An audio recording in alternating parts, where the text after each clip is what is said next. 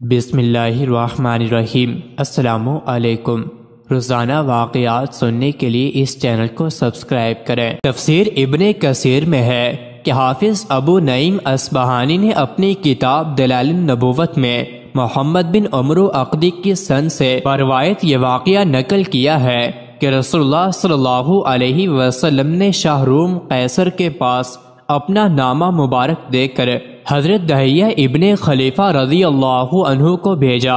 اس کے بعد حضرت دہیہ نے سند کے خط پہنچانے اور شاہ روم تک پہنچنے اور اس کے صاحب عقل و فراست ہونے کا تفصیلی واقعہ بیان کیا، جو صحیح بخاری اور حدیث کی سب معتبر کتب میں موجود ہے، جس کے آخر میں ہے کہ شاہ روم ہرقل نے نامہ مبارک پڑھنے کے بعد حضرت صلی اللہ علیہ وآلہ وسلم کے حالات کی تحقیق کرنے کے لیے عرب کے ان لوگوں کو جمع کیا جو اس وقت ان کے ملک میں بغرض تجارت آئے ہوئے تھے۔ شاہی حکم کے مطابق ابو سفیان ابن حرب اور ان کے رفقا جو اس وقت مشہور تجارتی قافلہ لے کر شام میں آئے ہوئے تھے، وہ حاضر کیے گئے۔ شاہ ہرقل نے ان سے وہ سوالات کیے جن کی تفصیل صحیح بخاری و مسلم وغیرہ میں موجود ہے۔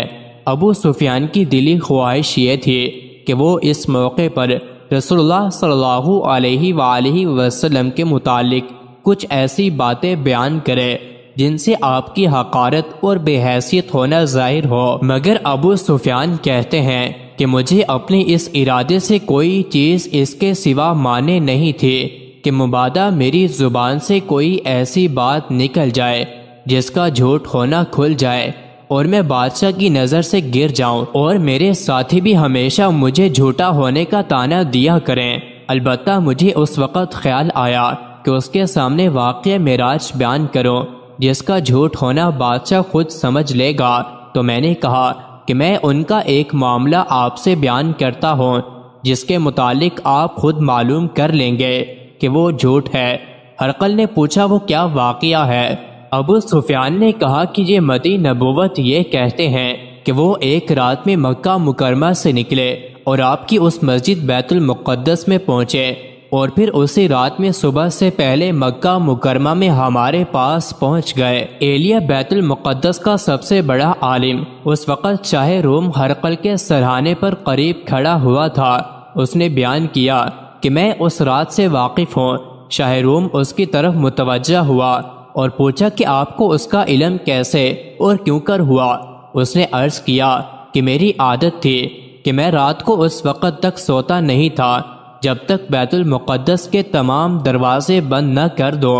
اس رات میں نے حسب عادت تمام دروازے بند کر دیے، مگر ایک دروازہ مجھ سے بند نہ ہو سکا، تو میں نے اپنے عملے کے لوگوں کو بلایا۔ انہوں نے مل کر کوشش کی، مگر وہ ان سے بھی بند نہ ہو سکا۔ دروازے کے کواڑ اپنی جگہ سے حرکت نہ کر سکے۔ ایسا معلوم ہوتا تھا کہ جیسے ہم کسی پہاڑ کو ہلا رہے ہیں۔ میں نے عاجز ہو کر کاریگروں اور نجاروں کو بلوایا۔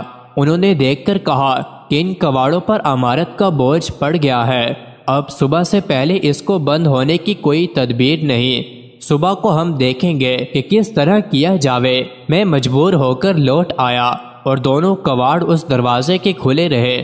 صبح ہوتے ہی میں پھر اس دروازے پر پہنچا تو میں نے دیکھا کہ دروازہ مسجد کے پاس ایک پتھر کی چٹان میں روزن سوراخ کیا ہوا ہے، اور ایسا محسوس ہوتا ہے کہ جہاں کوئی جانور باندھا گیا ہے۔ اس وقت میں نے اپنے ساتھیوں سے کہا تھا کہ آج اس دروازے کو اللہ تعالیٰ نے شاید اس لیے بند ہونے سے روکا ہے کہ کوئی نبی یہاں آنے والے تھے، اور پھر بیان کیا کہ اس رات آپ صلی اللہ علیہ وآلہ وسلم نے ہماری مسجد میں نماز بھی پڑھی ہے۔